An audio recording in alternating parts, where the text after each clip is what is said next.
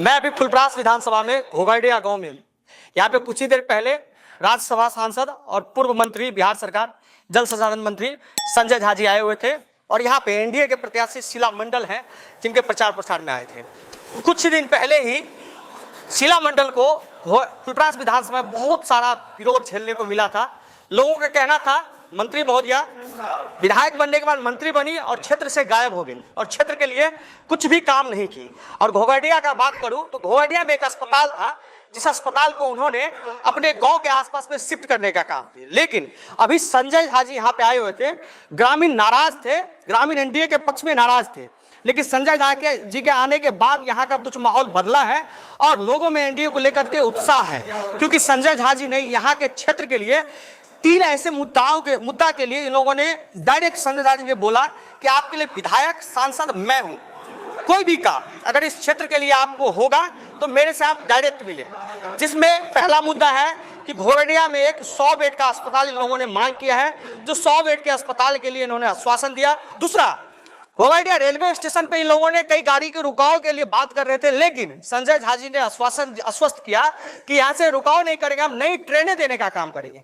तीसरा, यहाँ से जल निकासी का बहुत बड़ा समस्या है, जिसके लिए संजय झा ने चुनाव के बाद ही इसके निष्कासन पे काम करने का आश्वासन दिया है। अब मेरे साथ है, यहाँ से 2015 में भाजपा से लड़े थे राम सुंदर यादव, जो मात्र 12,000 वोट से पराजित हो गए थे। जिस समय में लालू यादव के साथ नीतीश जी चुनाव लड़ रहे थे और भाजपा बिहार में चुनाव लड़ रही थी, उस समय राम सुंदर यादव जी को टिकट मिला था भाजपा से और यहाँ से जेडीयू के प्रत्याशी रहे थे गुलजार देवी, जो गुलजार देवी जीत करके विधानसभा गई। उसके बाद 2020 में जब एनडीए में फिर से नीतीश कुमार जाते हैं तो राम सुंदर जी को टिकट नहीं मिलता है, यहाँ से टिकट मिलता है 2020 में शीला मंडल को, जो शीला मंडल आज विधायक बन के मंत्री बनी है, लेकिन लोगों का कहना है क्षेत्र में काम नहीं की, जिसका दर्द शीला मंडल को भी है कि हमने क्षेत्र में काम नहीं किया। अब कई जगह जाकर के शीला मंडल माफी भी मांगने का काम की है, लेकिन अब जनता में क्या माहौल बन रहा है ये तो जनता 11 तारीख को तय करेगी। अब हमारे साथ राम सुंदर यादव जी हैं, जो भारतीय जनता पार्टी के प्रत्याशी रहे हुए हैं और अभी भारतीय जनता पार्टी के लिए काम कर रहे हैं। हम आपसे जानना चाहेंगे कि 2015 में जब आप चुनाव लड़े थे तो उस टाइम पे नीतीश और लालू जी एक साथ थे और आप भारतीय जनता पार्टी से चुनाव लड़े थे, लेकिन यही बीजेपी यहाँ पे मात्र 12,000 वोट से पिछड़ गई थी और 2020 में आपको टिकट नहीं मिला इसलिए कि यहाँ से एनडीए के प्रत्याशी शीला मंडल बनी थी। लेकिन फिर भी राम सुंदर यादव फील्ड में डटे हुए हैं और समाज के बीच में डटे हुए हैं। क्या कभी आपको ऐसा नहीं लगा कि मुझे भी लोकसभा और विधानसभा जाने का अवसर मिलना चाहिए?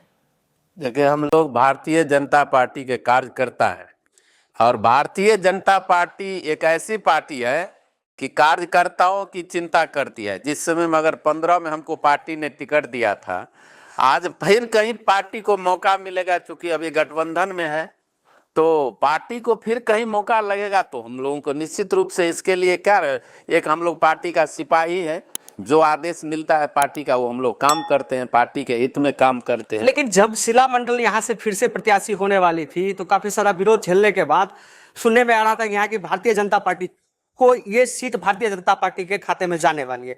उस समय भी आपके अंदर उत्साह आया होगा कि हमको टिकट मिला।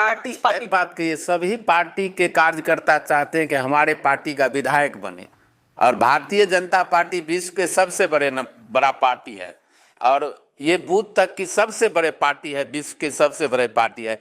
तो निश्चित रूप से भारतीय जनता पार्टी को का जो कार्यकर्ता है, जो मतदाता है, वो चाहते हैं कि हमारा पार्टी का एमएलए हो। लेकिन गठबंधन है तो गठबंधन में जो पार्टी निर्णय करते हैं उसके साथ हम लोग हैं। अच्छा, इसी जिला से सुजीत पासवान को भारतीय जनता पार्टी ने टिकट दिया हुआ है, आपके ही पार्टी से है, इसके बारे में आप क्या कहना चाहेंगे? एक बात भी और भी था, 15 में भी हम लोग राम सुंदर यादव यहाँ से लोकहा से प्रमोद प्रियदर्शी को कार्यकर्ता से टिकट मिला था। ऐसे ही भारतीय जनता पार्टी नीचे स्तर की कार्य करता है। तो देखिए, इसका उदाहरण है कि सुजीत पासवान को भी टिकट मिला है। दूसरा पार्टी में ऐसा नहीं होता है कि एकदम नीचे से जमीन के कार्यकर्ता को कहीं से कहीं उठा करके उनको दिया जाता है। तो ये भारतीय जनता पार्टी एक दूसरी मतलब कैडर पार्टी है, इसमें कार्यकर्ताओं की पूरी सम्मान है और पार्टी चिंता करती है कि कब कहाँ किसको मौका मिला जाए। उसके हिसाब से चूंकि गठबंधन का दौर है अभी, तो निश्चित रूप से उसमें हम लोग अभी पार्टी के हित में काम कर रहे हैं। बिहार में चर्चा है तेज रफ्तार तेजस्वी सरकार और जंगल राज की चर्चा हो रही है। मुझे ये सवाल नहीं करना चाहिए आपसे क्योंकि आप सामाजिक लोग हैं, लेकिन जातिवाद की राजनीति बिहार में अभी भी हावी है, क्योंकि वर्तमान में जो महागठबंधन के प्रत्याशी या कुछ अनर्गल बयान दे रहे हैं, ये कहीं ना कहीं खुद के छवि को धूमिल कर रहे हैं। इस पे आप क्या कहना चाहें, क्योंकि आप भी यादव समाज से आते हैं। देखिए, सवाल है कि लालू जी के राज में जो हुआ था, उसको जो हुआ था उसका स्वाभाविक है। आज जो एनडीए या जो एनडीए का गठबंधन लगातार, नीतीश जी 20 वर्ष से हैं, 20 वर्ष से लगातार, तो जो उस समय में क्रियाक्रम लालू जी का हुआ था, स्वाभाविक है जनता उसको आशीर्वाद नहीं देना चाहता है, उसके खिलाफ है जनता, निश्चित रूप से उनके खिलाफ है। तो आपके फिर से एनडीए की सरकार बन रही है बिहार? एकदम बन रही है। कितने सीट आएंगे आप लोगों को?